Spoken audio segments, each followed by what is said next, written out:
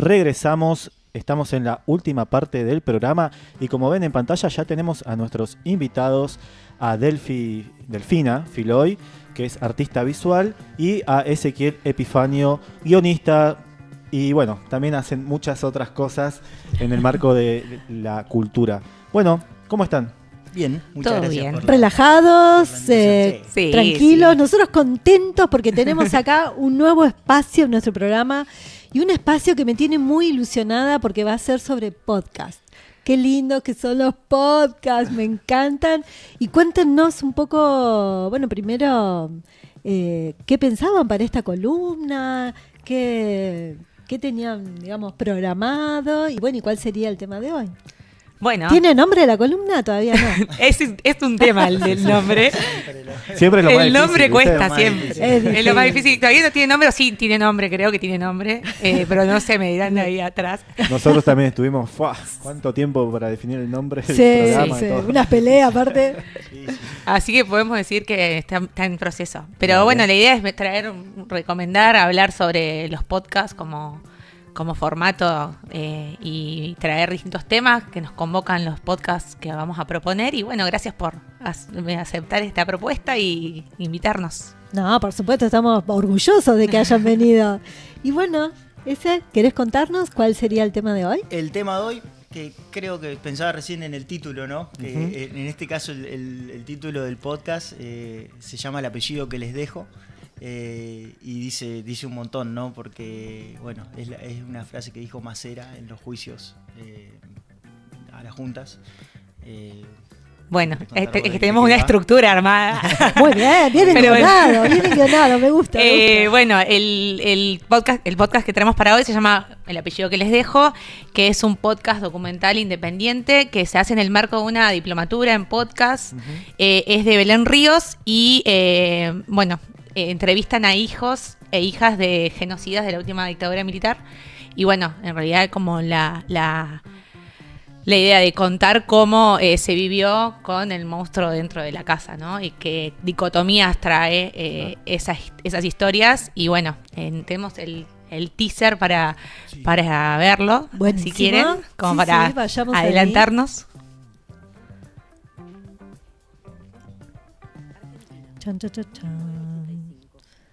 Parado frente al estrado, el almirante Emilio Eduardo Macera repasa su defensa. En ese discurso, una frase pasaría a la historia. Solo de una cosa estoy seguro. Mis hijos y mis nietos pronunciarán con orgullo el apellido que les dejo. En este recorrido por la desobediencia, vamos a conocer la historia de hijos e hijas de genocidas que rompieron el mandato del silencio. Hoy estoy más amiga de mi apellido. Yo no encontré la necesidad de cambiarme el apellido. Puedo hacer otra cosa con mi apellido. Creo que el apellido tiene trascendencia más por lo que yo he hecho. Ese apellido tendrán posibilidad de ir a futuro. No es de él el apellido. Porque incluso ahí, en el espacio íntimo del propio hogar, algunas y algunos se animaron a cuestionarlo todo. ¿Terminó ahí? Ay, justo estábamos haciendo... justo nos vieron ¿Nos vieron? en un intercambio de auriculares. Tenemos acá un problema. Bueno, Mariano, te extrañamos porque mezclamos todos los cables. Bueno, acá escuchamos el teaser, si querés. ¿El teaser seguir. qué sería? Como para ir... Un tráiler. El tráiler del sí. podcast se llama teaser. Sí. Bien, Sí. genial. Sí, son los nuevos términos que van cambiando. Claro. Para concursos, para cosas se usa el teaser, que es como más corto que el tráiler. Mirá. Sí. Y bueno, nada, medio elegimos este podcast. Me lo había pasado a Delphi hace poco y nos parece que la temática es impresionante. Hay como 3 ejes que trabajan muy bien, que uno es el recuerdo que tienen estos. Cabe aclarar que son todos hijos que ahora están en contra de sus padres, porque obviamente hay muchos hijos de genocida que los siguen defendiendo. Estos 5 casos son 4 mujeres y un hombre que hasta algunos terminaron denunciándolos. Bueno, entonces lo interesante me parece es los recuerdos que tienen estas personas, ya son adultas, de su infancia, ¿no? Hay una chica que cuenta que por ejemplo todos los días después de comer le pedía a su papá ir a ver los mapas que tenía su papá. Y ella tenía los recuerdos de los mapas como algo visualmente lindo, que jugaba, que trazaba línea. Claro, después el tipo era jefe de inteligencia, que analizaba la información sacada por las torturas y decidía a quién secuestrar. Entonces decía, mi viejo usaba esos mapas, había muchos mapas de Brasil porque era el encargado de ir a buscar exiliados a Brasil. Entonces sí, lo que para mí era un juego, dice, era usado para el terror. Otra recuerda cuando iba en Mendoza con su papá, que era el jefe del batallón de Mendoza, cuando se le escuchan por radio el comunicado número 1 y empiezan a festejar en el auto. Estos hijos de puta no nos van a ganar, empiezan a festejar el golpe militar. Y después otro eje es como cuando les cae la ficha, ¿no? Está la hija de el segundo jefe de la maternidad clandestina que había en Campo de Mayo, y ella recuerda estar jugando en Campo de Mayo entre cunas. Dice, después le cae la ficha y dice, estos eran bebés apropiados. Dice que a ella le cae la ficha cuando es mamá ella. Dice, claro, a esta chica le sacaron esta oportunidad y ahí le cae la ficha y termina denunciando al padre. Y hay como un tercer eje, ¿qué hacen con eso? Una vez que le cae la ficha, ¿qué hacen con eso? ¿No? Hay uno, el hombre, el adulto, cuenta que Pablo, sí, no me acuerdo el apellido, cuenta que el padre era quien aplicaba las anestesias a los detenidos que eran subidos a los vuelos de la muerte, y cuenta que lo convoca en un hotel y lo graba y después lo termina él termina logrando que lo dejen declarar contra su padre, que no se puede legalmente, pero termina, no sé qué vericueto legal puede hacer, y termina él declarando contra su padre. Entonces, bueno, van como ejes y, bueno, es durísimo esto que hablábamos un poco fuera recién, que cómo uno puede pensar que estos monstruos eran unos monstruos afuera, pero adentro de la casa también lo eran. Hay muchos ejemplos de eso, de cómo adentro de la casa también eran monstruos también. A mí lo que me llama la atención, me gusta mucho, es el título del podcast, porque más allá de que es una frase de Macera, también nos invita como a pensar en la fuerza de un nombre y un apellido, ¿no? Más allá de la identidad, es lo primero que recibimos de otra persona, de alguna manera. No lo elegimos. No lo elegimos, es como viene, y quizás para algunos responde a una pertenencia familiar, a un orgullo, y para otros quizás es dolor y es descubrir cosas que no nos pertenecen, y bueno, también qué hacemos con eso, ¿no?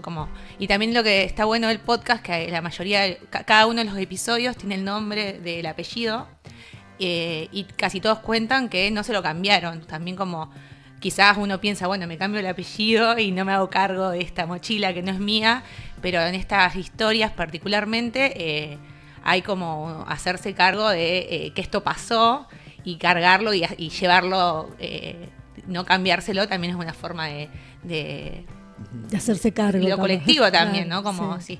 Y también hablábamos con ese de la niñez y de nuestros padres y de las herencias que recibimos simbólicamente, ¿no? De que casi todas las personas tenemos cosas de nuestros padres que nos dieron quizás en contextos como pudieron, desde el amor, y trabajamos toda la vida para cambiarlas. ¿Qué pasa cuando esas cosas o esas herencias no son tan inconscientes, digamos, o que vienen de la mano de cosas terribles, digamos, como estas historias? Así que hay algo ahí de esas historias como de niñez y de confusión, porque también la niñez es un lugar protegido. ¿Qué pasa en la casa? De llegar al refugio y que estamos acostumbrados a que se pinte la niñez como colorida y protegida y desde un lugar amoroso y cuidado, y bueno, acá digamos como esta doble.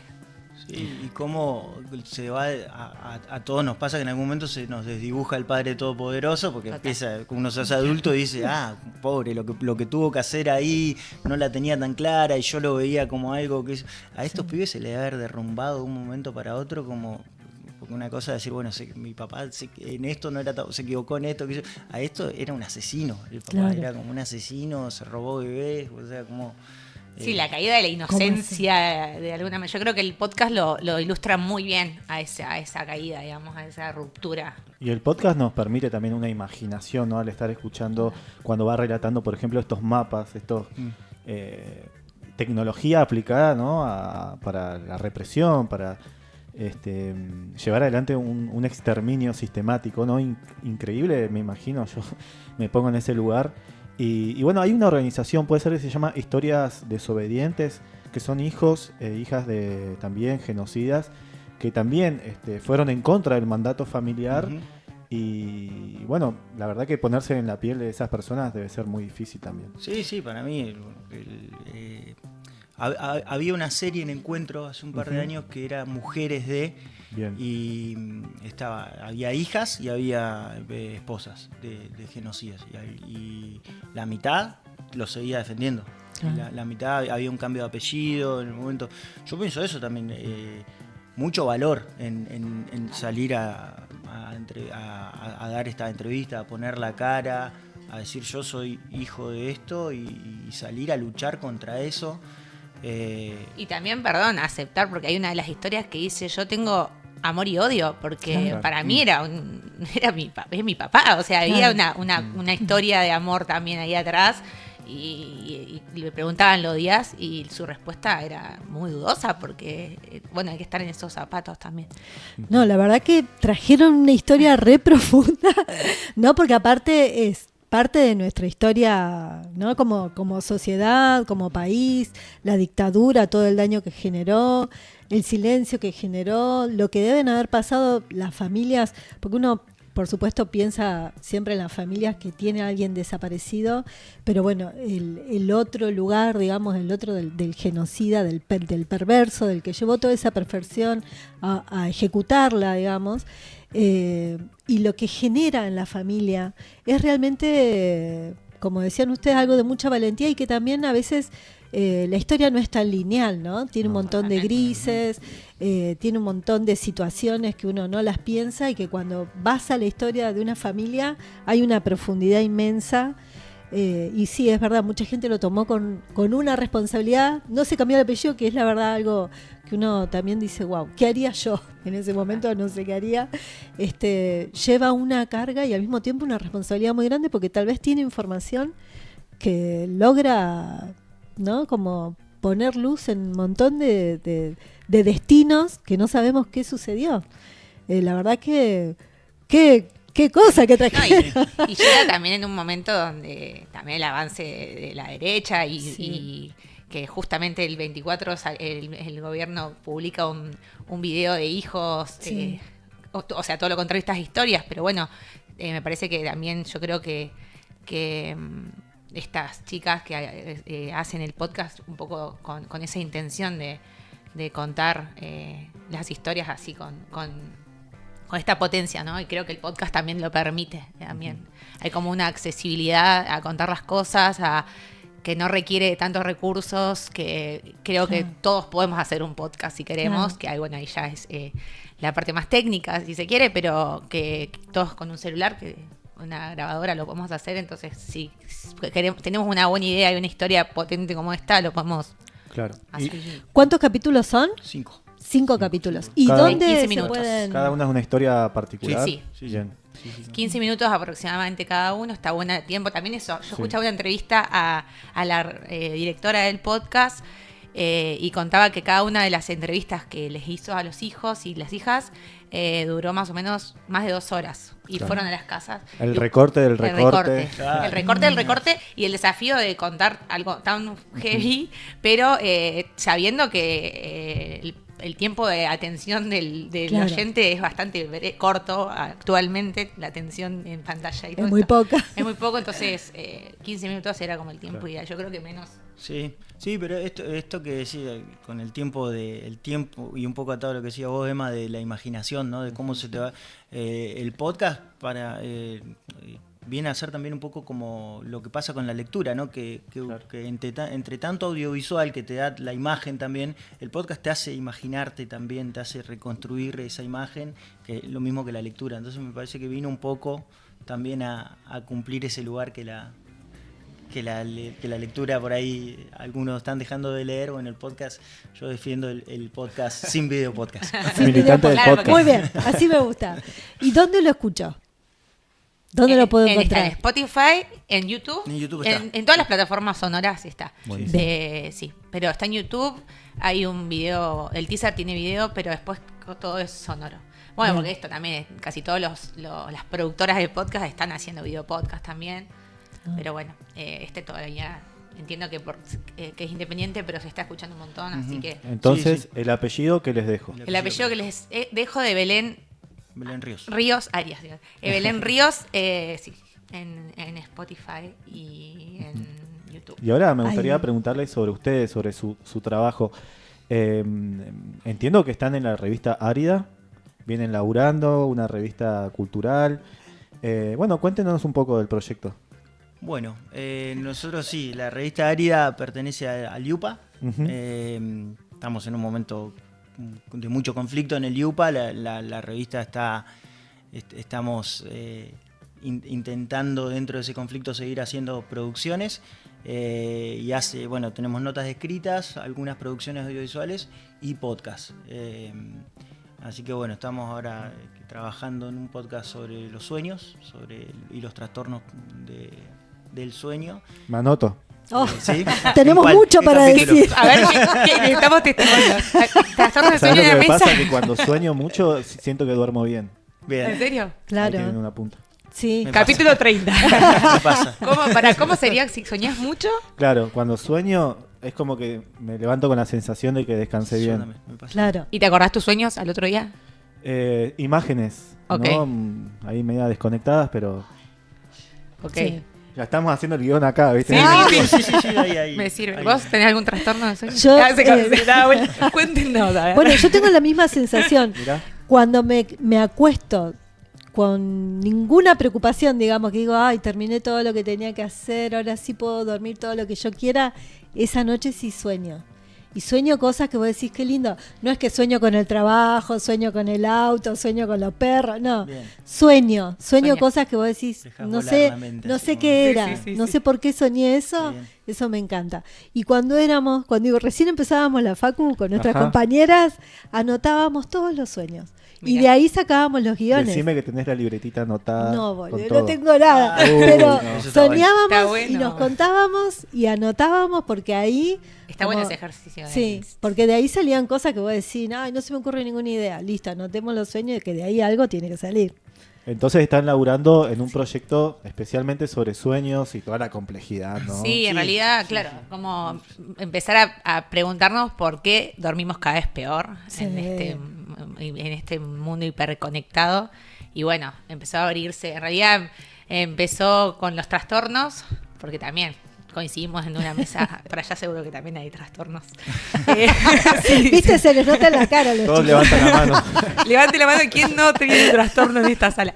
Y bueno, se empezó a abrir, empezamos a preguntarnos qué es dormir, qué es soñar, y bueno, Qué descansar. se empezó a explayar cada vez más, que tenemos actualmente en proyecto, ¿cuántos capítulos?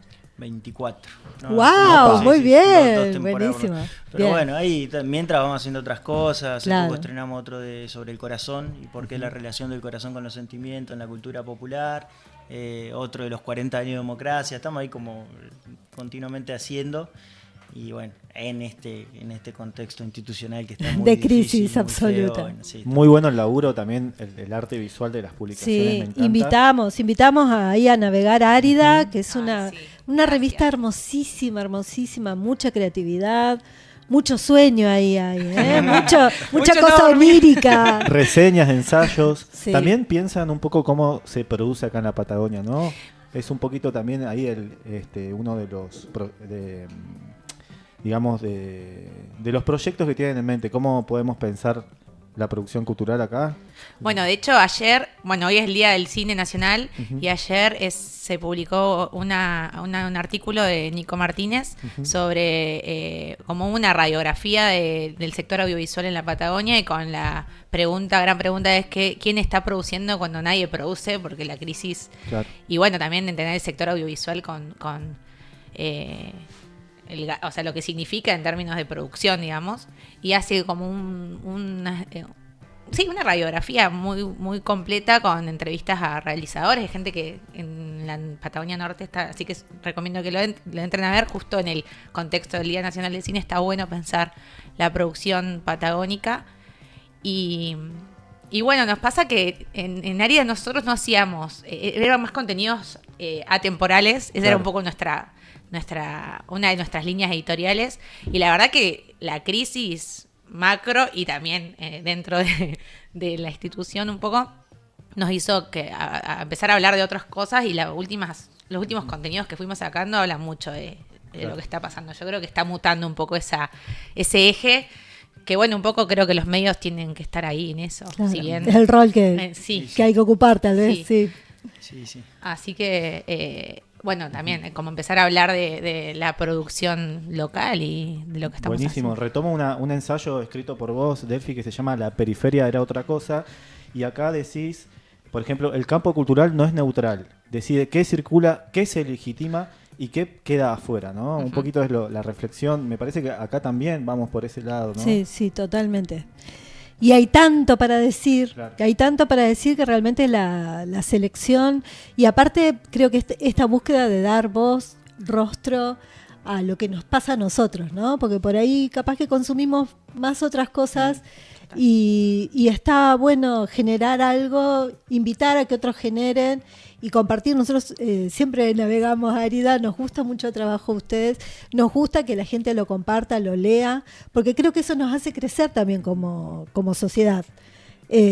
Trabajar, que otro te lea, que te critique, que te diga, hacer otra cosa, probar otra cosa, otra estrategia, otra forma, que venga gente nueva, que te dé nuevas ideas. De eso se trata. Sí. A eso queremos llegar, ¿no? Como ser cada vez mejores y compartir lo que hacemos para que llegue a más gente. Sí. Eso en ese sentido vamos. Bueno, Y encontrarnos chicos, también esto que pase acá, me parece que un poco ese texto que traes, Emma, que a veces nuestra idea de centro está en Buenos Aires o en las grandes ciudades, y a veces las mismas lógicas las aplicamos en lugares o en instituciones o en espacios que creamos nosotros. Incluso nosotros a veces aplicamos lógicas de centralizar del centro, digamos.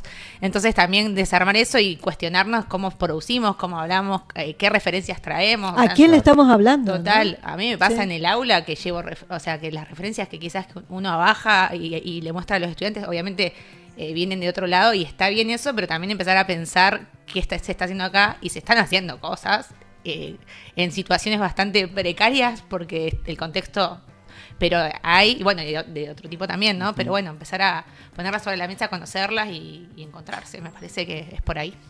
Buenísimo. Bueno, Nati nos mata si seguimos. Así que Sí, pues ya yo les la- aviso. Pero ¿saben que encontré? Está el título del así como podcast. suena. ¿Quién lo inventó? No sé. Bien, ya le pusimos nombre. Así como suena. Muy hermoso. Bueno, me encantó. En ¿Te una... gustó? Costó ¿Sí? un montón, pero va. Buenísimo, bueno, es un nombre colectivo, así como suena. Vuelve ya en el mes que viene. No nos dejen, ahí búsquennos en las redes y todo para ver cuál será el próximo podcast que nos van a recomendar acá los chicos. Gracias. Adoro ese Dale. Muchas dúo, gracias. dicen acá en el chat. Así que Vamos, mandamos un gran Sofía. saludo a la gente del chat también. Bueno, muchas Gracias. gracias y vamos a un corte.